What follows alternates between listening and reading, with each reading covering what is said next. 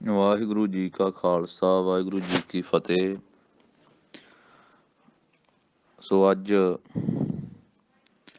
ਦਸ਼ਮੇਸ਼ ਪਿਤਾ, ਅੰਮ੍ਰਿਤ ਕੇ ਦਾਤੇ, ਪੰਥ ਕੇ ਵਾਲੀ, ਧੰਨ ਸ੍ਰੀ ਗੁਰੂ ਗੋਬਿੰਦ ਸਿੰਘ ਮਹਾਰਾਜ ਜੀ ਦਾ ਜੋਤੀ ਜੋਤ ਸਮਾਉਣ ਦਾ ਗੁਰਪੁਰਬ ਹੈ।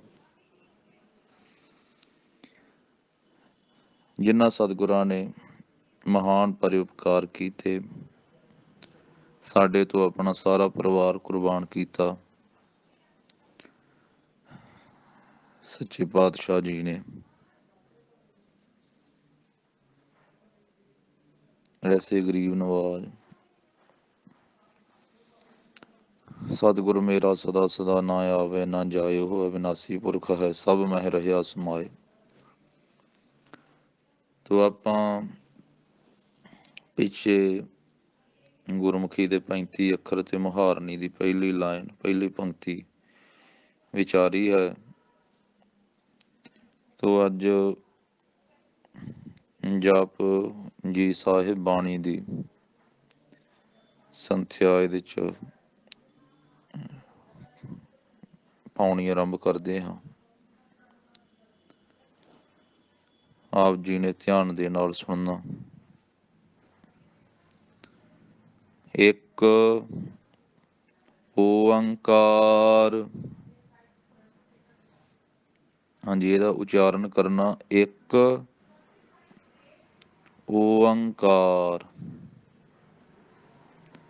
ਇਹ ਇੱਕ ਵੱਖਰਾ ਉਚਾਰਨ ਕਰਨਾ ਥੋੜਾ ਜਿਹਾ, ਫਿਰ ਓੰਕਾਰ ਕਹਿਣਾ। ਊੜਾ ਖੁੱਲੇ ਮੂੰਹ ਵਾਲਾ, ਐੜੇ ਟਿੱਪੀ, ਕੱਕੇ ਕੰਨਾ ਰਾਰਾ, ਓੰਕਾਰ। ਇਹਦੇ ਹੋਰ ਵੀ ਕਈ ਰੂਪਾਂ ਦੇ ਨਾਲ ਇਹਨੂੰ ਕਈ ਉਚਾਰਦੇ, ਪਰ ਉਸ ਤਰ੍ਹਾਂ ਨਹੀਂ ਉਚਾਰਨਾ, ਜਾਂ ਏਕ ਓਂਕਾਰ ਜਾਂ ਇੱਕ ਓਂਕਾਰ, ਇੰਝ ਨਹੀਂ ਕਹਿਣਾ। ਇਹਦਾ ਉਚਾਰਨ ਕਰਨਾ ਇੱਕ ਓੰਕਾਰ।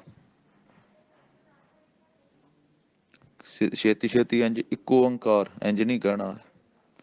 ਇੱਕ ਓੰਕਾਰ ਸਤਿਨਾਮ, ਇਹਨੂੰ ਵੀ ਸਤਨਾਮ ਨਹੀਂ ਕਹਿਣਾ। ਸਤ ਕੱਸ ਕੇ ਫਿਰ ਨਾਮ, ਸਤਿਨਾਮ। ਕਰਤਾ ਪੁਰਖ ਨਿਰਭਉ ਨਿਰਵੈਰ ਅਕਾਲ ਮੂਰਤ, ਇਹ ਐੜਾ ਬੋਲਣਾ, ਆਕਾਲ ਵੀ ਨਹੀਂ ਕਹਿਣਾ, ਕੱਕੇ ਕੰਨਾ ਹੀ ਆ ਇਕੱਲਾ। ਅਕਾਲ ਮੂਰਤ, ਇਹਨੂੰ ਪੂਰਾ ਬੋਲਣਾ ਚੰਗੀ ਤਰ੍ਹਾਂ, ਮੂਰਤ, ਅਕਾਲ ਮੂਰਤ। ਫਿਰ ਅਜੂਨੀ, ਜੱਜੇ ਨੂੰ ਦਲੈਂਕੜੇ ਲਾ ਕੇ, ਐੜੇ ਨੂੰ ਕੰਨਾ ਨਹੀਂ ਲਾ ਦੇਣਾ, ਐੜਾ ਜੱਜੇ ਨੂੰ ਦਲੈਂਕੜੇ ਨੰਨੇ ਪਿਆਰੀ। ਅਜੂਨੀ ਸਹਿਭੰ ਗੁਰ ਪ੍ਰਸਾਦ, ਜੋ ਸਹਿਭੰ ਸੱਸੇ ਦਲਾਵਾਂ ਭੱਬੇ ਟਿੱਪੀ, ਸਹਿਭੰਗ ਨਹੀਂ ਕਹਿ ਦੇਣਾ, ਸਹਿਭੰ ਗੁਰ ਪ੍ਰਸਾਦ। ਜਪ, ਇਹਨੂੰ ਪੋਲਾ ਬੋਲਣਾ, ਜਪ। ਆਦਿ ਸੱਚ, ਸੱਚ ਕੱਸ ਕੇ ਬੋਲਣਾ। ਜੁਗਾਦਿ ਸੱਚ, ਹੈ ਭੀ ਸੱਚ, ਇਹਨੂੰ ਹੈਪੀ ਨਹੀਂ ਕਹਿਣਾ, ਹੈ ਵੱਖਰਾ ਭੀ ਵੱਖਰਾ। ਹੈ ਭੀ ਸੱਚ, ਨਾਨਕ ਹੋਸੀ ਭੀ ਸੱਚ, ਹੋਸੀ ਥੋੜਾ ਜਿਹਾ ਕੱਸ ਕੇ, ਭੀ ਨਖੇੜ ਕੇ, ਸੱਚ ਕੱਸ ਕੇ। ਨਾਨਕ ਹੋਸੀ ਭੀ ਸੱਚ। ਫੇਰ ਆਪਾਂ ਇੰਨਾ ਪੜ੍ਹਦੇ ਹਾਂ। ਇੱਕ ਓੰਕਾਰ ਸਤਿਨਾਮ ਕਰਤਾ ਪੁਰਖ ਨਿਰਭਉ ਨਿਰਵੈਰ ਅਕਾਲ ਮੂਰਤ ਅਜੂਨੀ ਸੈਭੰ ਗੁਰ ਪ੍ਰਸਾਦ। ਜਪ ਆਦਿ ਸੱਚ ਜੁਗਾਦ ਸੱਚ ਹੈ ਵੀ ਸੱਚ ਨਾਨਕ ਹੋਸੀ ਵੀ ਸੱਚ। ਹਾਂਜੀ, ਇਸ ਬਾਣੀ ਦਾ ਨਾਮ ਹੈ ਜਪ। ਆਪਾਂ ਇਹਨੂੰ ਕਹਿੰਦੇ ਹਾਂ ਸਤਿਕਾਰ ਦੇ ਨਾਲ ਜਪ ਜੀ ਸਾਹਿਬ, ਜਪ ਜੀ ਸਾਹਿਬ। ਉਂਝ ਗੁਰਬਾਣੀ ਦਾ ਨਾਮ ਹੈ ਜਪ। ਔਰ ਪੁਰਾਤਨ ਸਰੂਪਾਂ ਦੇ ਵਿੱਚ ਤਤਕਰੇ ਦੇ ਵਿੱਚ ਨਾਮ ਆਉਂਦਾ ਹੈ ਜਪ ਨੀਸਾਨ। ਨੀਸਾਨ ਦਾ ਅਰਥ ਹੁੰਦਾ ਪਰਵਾਨਾ, ਪ੍ਰਮਾਣ ਪੱਤਰ। ਨੀਸਾਨ ਦਾ ਅਰਥ ਹੁੰਦਾ ਨਿਸ਼ਾਨ ਸਾਹਿਬ। ਨੀਸਾਨ ਦਾ ਅਰਥ ਹੁੰਦਾ ਨਗਾਰਾ। ਵੀ ਜਿਸ ਦੇ ਪਾਸ ਇਹ ਬਾਣੀ ਹੈ ਉਹਦੇ ਕੋਲੇ ਵਾਹਿਗੁਰੂ ਦੀ ਦਰਗਾਹ ਦਾ ਪ੍ਰਮਾਣ ਪੱਤਰ ਹੈ। ਉਹ ਫਿਰ ਗੁਰਮੁਖ ਜਨਮ ਸਵਾਰ ਦਰਗਹ ਚੱਲਿਆ, ਸੱਚੀ ਦਰਗਹ ਜਾਏ ਸੱਚਾ ਪੇੜ ਮੱਲਿਆ। ਵਾਹਿਗੁਰੂ ਦੀ ਦਰਗਾਹ ਵਿੱਚ ਜਾਂਦਿਆਂ ਨੂੰ ਕੋਈ ਰੋਕ ਨਹੀਂ ਸਕਦਾ। ਉਹਦਾ ਫਿਰ ਨਿਸ਼ਾਨ ਝੂਲਦਾ ਜਾਂਦਾ ਸੋਭਾ ਦਾ। ਰੇ ਦਰਗਹ ਕਹਿ ਨਾ ਕੋ ਆਓ ਬੈਠਾ ਦੁਰਸੁਭ ਦੇਉ। ਉਹਦਾ ਨਿਸ਼ਾਨ ਨਗਾਰਾ ਖੜਕਦਾ ਜਾਂਦਾ ਜਸ ਦਾ। ਤੋ ਉਂਝੇ ਗੁਰਬਾਣੀ ਦਾ ਨਾਮ ਹੈ ਜਪ। ਜਿਵੇਂ ਨਿਤਨੇਮ ਦੀ ਦੂਸਰੀ ਬਾਣੀ ਦਾ ਨਾਮ ਜਾਪ ਹੈ, ਅਸੀਂ ਉਸ ਨੂੰ ਸਤਿਕਾਰ ਨਾਲ ਕਹਿੰਦੇ ਹਾਂ ਜਾਪ ਸਾਹਿਬ। ਇਸੇ ਤਰ੍ਹਾਂ ਮਹਾਰਾਜ ਸਾਹਿਬ ਜੀ ਦੀ ਬਾਣੀ ਹੈ ਜਿਸ ਦਾ ਨਾਮ ਹੈ ਬੇਨਤੀ ਚੌਪਈ, ਔਰ ਅਸੀਂ ਸਤਿਕਾਰ ਨਾਲ ਕਹਿੰਦੇ ਹਾਂ ਚੌਪਈ ਸਾਹਿਬ। ਇਸੇ ਤਰ੍ਹਾਂ ਬਾਣੀ ਦਾ ਨਾਮ ਹੈ ਜਿਵੇਂ ਨਿਤਨੇਮ ਦੀ ਪੰਜਵੀਂ ਬਾਣੀ ਆਨੰਦ। ਬਾਣੀ ਦਾ ਨਾਮ ਆਨੰਦ ਹੈ। ਤੇ ਗੁਰੂ ਕਾ ਖਾਲਸਾ ਪੰਥ, ਗੁਰੂ ਕੀਆਂ ਸੰਗਤਾਂ ਉਸ ਬਾਣੀ ਨੂੰ ਸਤਿਕਾਰ ਨਾਲ ਆਦਰ ਨਾਲ ਕਹਿੰਦੀਆਂ ਹਨ ਆਨੰਦ ਸਾਹਿਬ।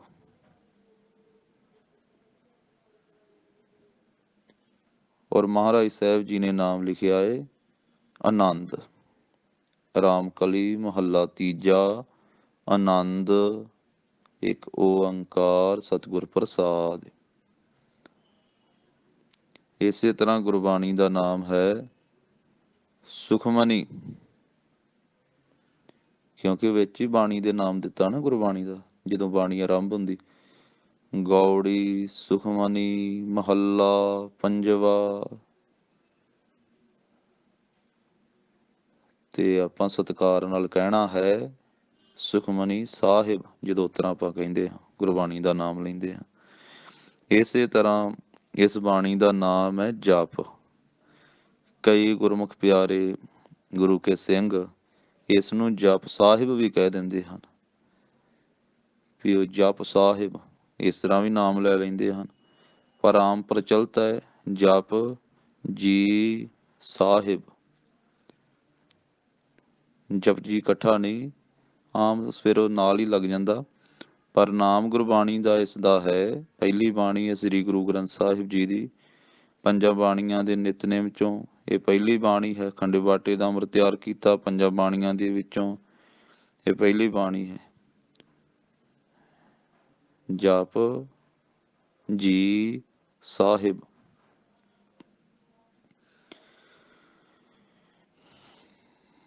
ਤੋ ਗਰੀਬ ਨਵਾਜ ਸੱਚੇ ਪਾਤਸ਼ਾਹ ਮਹਾਰਾਜ ਸਾਹਿਬ ਜੀ ਦੀ ਇਹ ਪਹਿਲੀ ਬਾਣੀ ਗੁਰੂ ਗ੍ਰੰਥ ਸਾਹਿਬ ਜੀ ਦੀ।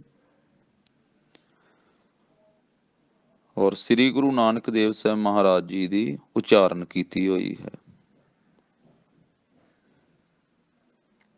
ਇਹ ਸਾਨੂੰ ਗੁਰੂ ਸਾਹਿਬ ਜੀ ਦੇ ਇਤਿਹਾਸ ਚੋਂ ਪਤਾ ਲੱਗਦਾ ਹੈ ਵੀ ਇਹ ਬਾਣੀ ਸਤਿਗੁਰੂ ਨਾਨਕ ਦੇਵ ਸਾਹਿਬ ਮਹਾਰਾਜ ਜੀ ਦੀ ਉਚਾਰਨ ਕੀਤੀ ਹੋਈ ਹੈ।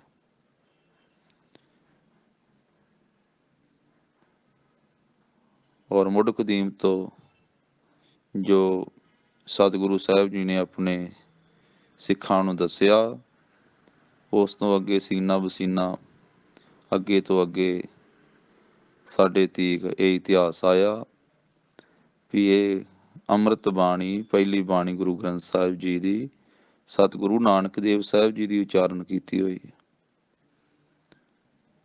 ਕਿਉਂਕਿ ਇਹਦੇ ਮੁੱਢ ਤੇ ਕੋਈ ਮਹੱਲਾ ਨਹੀਂ ਨਾ ਲਿਖਿਆ।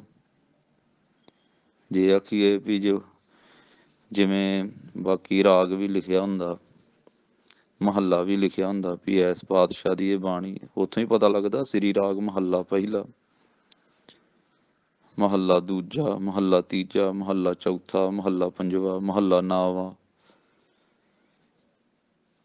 ਜਾਂ ਪਾਤਸ਼ਾਹੀ ਦਸਵੀਂ ਗੁਰੂ ਗੋਬਿੰਦ ਸਿੰਘ ਜੀ ਦੀ ਬਾਣੀ ਤੇ ਇਹ ਹੁੰਦਾ। ਪਰ ਜਪਜੀ ਸਾਹਿਬ ਇੱਕ ਐਸੀ ਬਾਣੀ ਹੈ ਜਿਹਦੇ ਆਰੰਭ ਤੇ ਕੁਝ ਨਹੀਂ ਲਿਖਿਆ ਵੀ ਇਹ ਕਿਹੜੇ ਗੁਰੂ ਸਾਹਿਬ ਦੀ ਬਾਣੀ ਹੈ, ਕੋਈ ਮਹੱਲਾ ਨਹੀਂ ਦਿੱਤਾ। ਪਰ ਇਹ ਬਾਣੀ ਸਤਿਗੁਰੂ ਨਾਨਕ ਸਾਹਿਬ ਜੀ ਦੀ ਹੈ। ਹਰੇਕ ਬੱਚੇ ਨੂੰ ਪਤਾ ਹੈ, ਹਰੇਕ ਮਾਈ ਭਾਈ ਨੂੰ ਪਤਾ ਹੈ, ਔਰ ਇਹ ਸਾਨੂੰ ਪੀੜ੍ਹੀ ਦਰ ਪੀੜ੍ਹੀ ਸਾਡੇ ਤੀਕ ਇਤਿਹਾਸ ਆਇਆ, ਔਰ ਇਤਿਹਾਸਕ ਗ੍ਰੰਥਾਂ ਵਿੱਚ ਇਸ ਬਾਣੀ ਦੀ ਮਹਾਨ ਮਹਿਮਾ ਲਿਖੀ ਹੋਈ ਹੈ। ਸਤਿਗੁਰੂ ਸਾਹਿਬ ਜੀ ਨੇ ਖੰਡੇ ਬਾਟੇ ਦਾ ਅੰਮ੍ਰਿਤ ਤਿਆਰ ਕਰਨ ਲੱਗਿਆਂ ਇਹ ਬਾਣੀ ਪੜ੍ਹੀ ਹੈ। ਪਹਿਲਾਂ ਜਪਜੀ ਸਾਹਿਬ, ਫਿਰ ਜਾਪ ਸਾਹਿਬ, ਇਸ ਵਈਏ ਚੌਪਈ ਸਾਹਿਬ, ਆਨੰਦ ਸਾਹਿਬ। ਅੰਮ੍ਰਿਤ ਵੇਲੇ ਦੇ 5 ਬਾਣੀਆਂ ਦੇ ਨਿਤਨੇਮ 'ਚ ਇਹ ਬਾਣੀ ਹੈ। ਤੋ ਆਪਾਂ ਇੱਥੋਂ ਤੀਕ ਪੜ੍ਹਿਆ ਹੈ, ਨਾਨਕ ਹੋਸੀ ਵੀ ਸੱਚ। ਇਸ ਤੋਂ ਅੱਗੇ ਪੜ੍ਹਦੇ ਹਾਂ। ਸੋਚੈ ਸੋਚ ਨਾ ਹੋਵਈ, ਜੇ ਸੋਚੀ ਲੱਖ ਵਾਰ। ਧਿਆਨ ਦੇਣਾ, ਪਹਿਲਾਂ ਸੋਚੈ, ਚੱਚੇ ਨੂੰ ਦਲਾਵਾਂ ਨਾਲ ਉਚਾਰਨ ਕਰਨਾ। ਸੋਚੈ, ਇੱਥੇ ਥੋੜਾ ਜਿਹਾ ਠਹਿਰਾਓ ਦੇਣਾ, ਜਮਕ ਦੇਣੀ ਹੈ, ਫਿਰ ਬੋਲਣਾ ਸੋਚ ਨਾ ਹੋਵਈ। ਪਿੱਛੇ ਆਪਾਂ ਮੁਹਾਰਨੀ ਪੜ੍ਹੀ ਹੈ, ਜਿੰਨਾ ਗੁਰਮੁਖਾਂ ਨੇ ਉਹ ਮੁਹਾਰਨੀ ਪੜ੍ਹੀ ਹੋਵੇਗੀ, ਸੁਣੀ ਹੋਵੇਗੀ, ਉਹਦੇ ਵਿੱਚ ਮੁਕਤਾ ਅੱਖਰ ਆਪ ਜੀ ਨੇ ਪੜ੍ਹਿਆ ਹੋਵੇਗਾ, ਕਿਉਂਕਿ ਆਪਾਂ ਮੁਹਾਰਨੀ ਦੀ ਪਹਿਲੀ ਲਾਈਨ ਹੀ ਪੜ੍ਹੀ ਹੈ। ਤੇ ਉਹਦੇ ਵਿੱਚ ਹੀ ਉਹਨੂੰ ਚੰਗੀ ਤਰ੍ਹਾਂ ਪਕਾ ਲਈਏ ਤੇ ਸਾਰੀ ਮੁਹਾਰਨੀ ਦਾ ਉਚਾਰਨ ਆ ਜਾਂਦਾ ਹੈ। ਊੜਾ ਐੜਾ ਈੜੀ, ਇਹ 3 ਅੱਖਰ ਪਹਿਲੀ ਪੰਕਤੀ ਵਿੱਚ ਆਏ ਮੁਹਾਰਨੀ ਦੇ। ਫਿਰ ਅੱਗੇ ਸੱਸਾ ਹੈ, ਸੱਸਾ ਮੁਕਤਾ ਸਾ, ਸੱਸੇ ਕੰਨਾ ਸਾ, ਸੱਸੇ ਸਿਹਾਰੀ ਸੇ, ਸੱਸੇ ਬਿਹਾਰੀ ਸੀ, ਸੱਸੇ ਔਂਕੜ ਸੋ, ਸੱਸੇ ਦੁਲੈਂਕੜ ਸੂ, ਸੱਸੇ ਲਾਮ ਸੇ, ਸੱਸੇ ਦੁਲਾਵਾਂ ਸੈ, ਸੱਸੇ ਓੜਾ ਸੋ, ਸੱਸੇ ਕਨੌੜਾ ਸੌ, ਸੱਸੇ ਟਿੱਪੀ ਸੰਗ, ਸੱਸੇ ਕੰਨਾ ਉੱਤੇ ਬਿੰਦੀ ਸਾਂ। ਇਸੇ ਤਰ੍ਹਾਂ ਬਾਕੀ ਦੇ ਅੱਖਰ। ਤਰੀਕਾ ਉਹੀ ਹੈ, ਇੱਕ ਲਾਈਨ ਇੱਕ ਪੰਕਤੀ ਪਕਾ ਲਈਏ, ਸਾਰੀ ਮੁਹਾਰਨੀ ਪੱਕ ਜਾਂਦੀ। ਤਾਂ ਇੱਥੇ ਨੰਨਾ ਮੁਕਤਾ ਆਇਆ ਮੁਹਾਰਨੀ ਦੀ ਪਹਿਲੀ ਪੰਕਤੀ ਵਿੱਚ, ਐੜਾ ਮੁਕਤਾ ਬੋਲਿਆ ਸੀ ਆਪਾਂ। ਇਸੇ ਤਰ੍ਹਾਂ ਹੀ ਇਹਨੂੰ ਨੰਨਾ ਮੁਕਤਾ ਨਾ, ਇਹਨੂੰ ਨੰਨੇ ਕੰਨਾ ਨਹੀਂ ਲਾਉਣਾ। ਸੋਚ ਨਾ ਹੋਵਈ, ਹੋਵਈ ਕਹਿਣਾ, ਇਹਨੂੰ ਹੋਵੀ ਨਹੀਂ ਕਹਿਣਾ।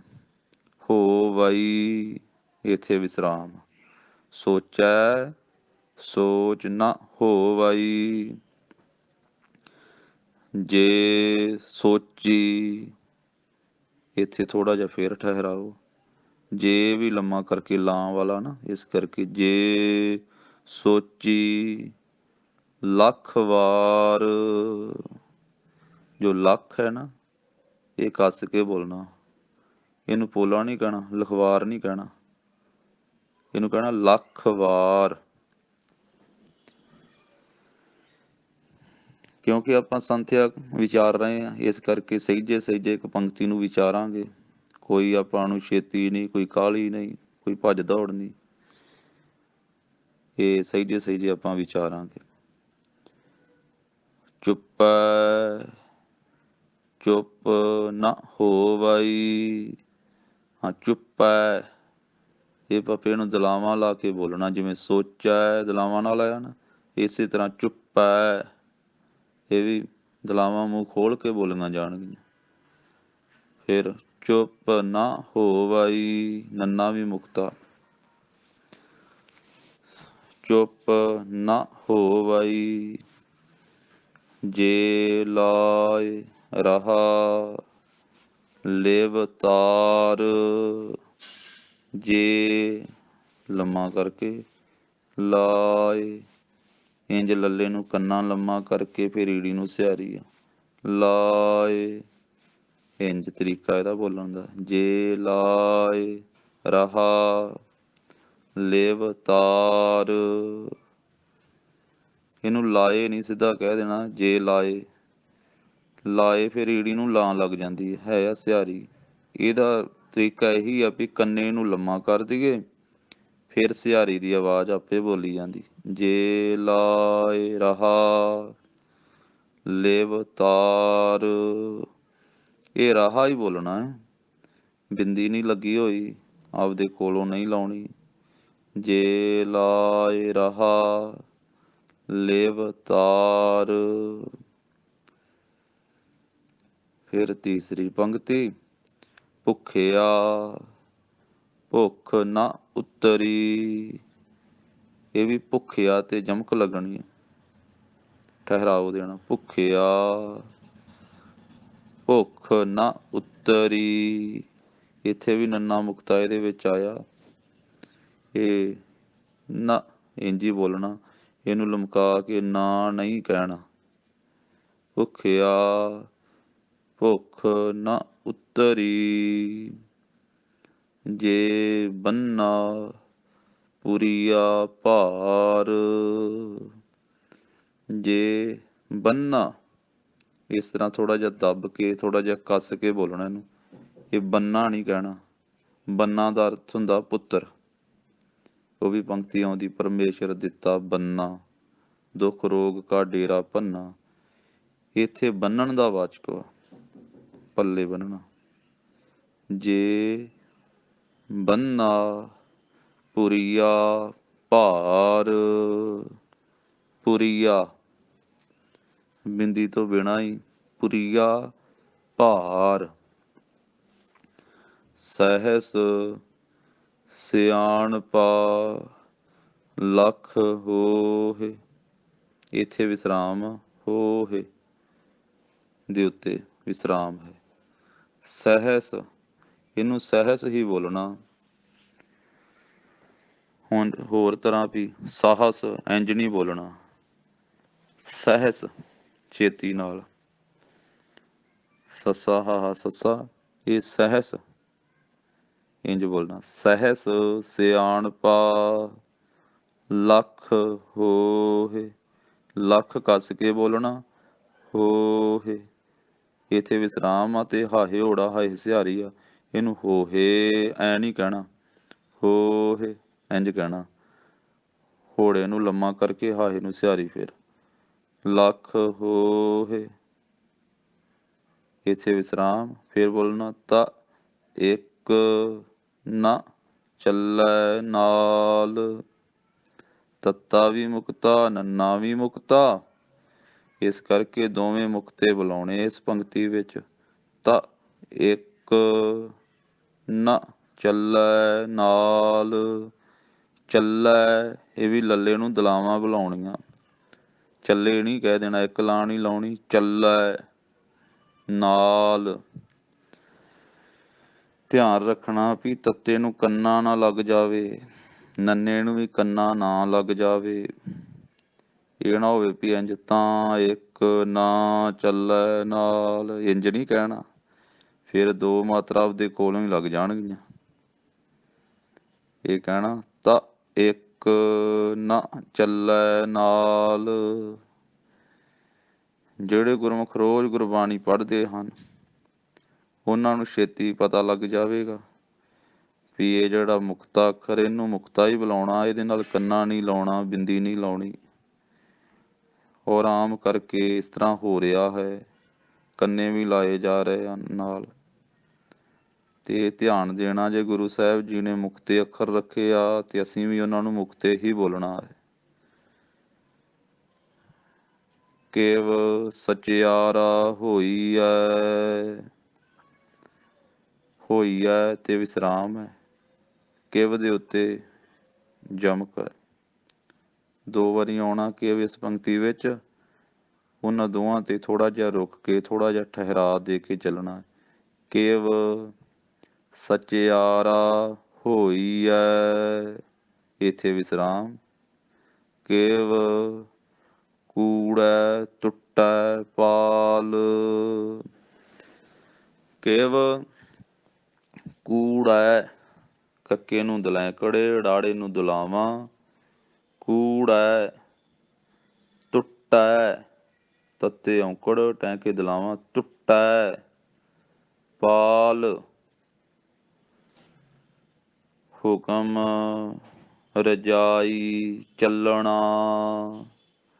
ਨਾਣਾ ਵਾ, ਨਾਣੇ ਕਰਨਾ, ਚੱਲਣਾ, ਇੱਥੇ ਵਿਸਰਾਮ ਵੀ ਆ। ਹੁਕਮ ਰਜਾਈ ਚੱਲਣਾ,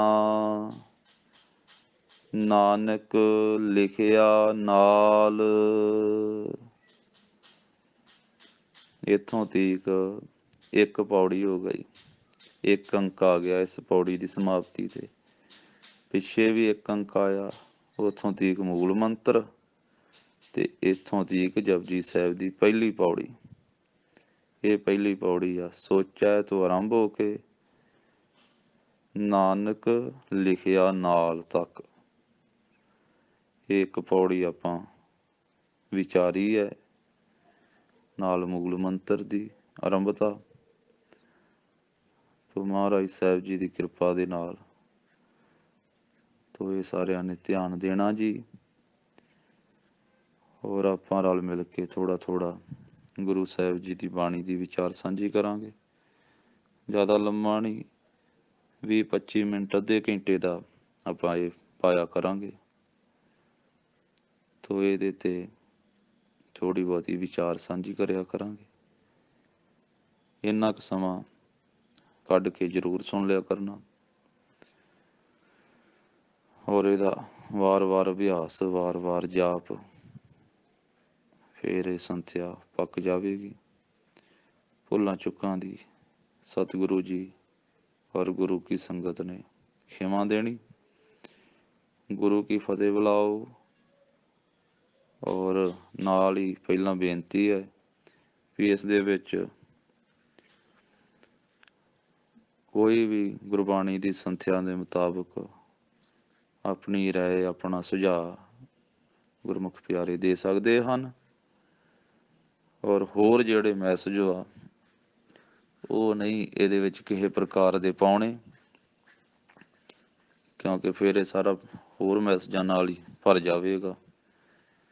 ਇਹਦੇ ਵਿੱਚ ਬਸ ਇਹੀ ਵੱਧ ਤੋਂ ਵੱਧ ਆਪਾਂ ਇੱਕ ਦੂਸਰੇ ਨੂੰ ਫਤਿਹ ਬੁਲਾਵਾਂਗੇ ਤੇ ਗੁਰਬਾਣੀ ਸੰਥਿਆ ਸੁਣਨ ਦੀ ਹੀ ਕਿਰਪਾਲਤਾ ਕਰਨੀ।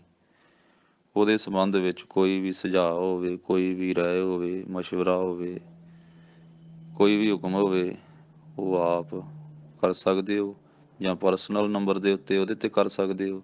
ਇਹਦੇ 'ਚ ਆਪਾਂ ਸਿਰਫ ਸੰਥਿਆ ਦਾ ਹੀ ਰੱਖੀਏ, ਜਾਂ ਕੋਈ ਇਤਿਹਾਸਕ ਦਿਹਾੜਾ ਹੋਵੇਗਾ ਤੇ ਉਹਦੇ ਸੰਬੰਧ ਵਿੱਚ ਕੋਈ ਥੋੜ੍ਹੀ ਬਹੁਤੀ ਬੇਨਤੀ ਦਾਸ ਸਾਂਝੀ ਕਰੇਗਾ। ਤੋ ਗੁਰੂ ਕੀ ਫਤਿਹ ਬੁਲਾਓ ਜੀ। ਵਾਹਿਗੁਰੂ ਜੀ ਕਾ ਖਾਲਸਾ, ਵਾਹਿਗੁਰੂ ਜੀ ਕੀ ਫਤਿਹ।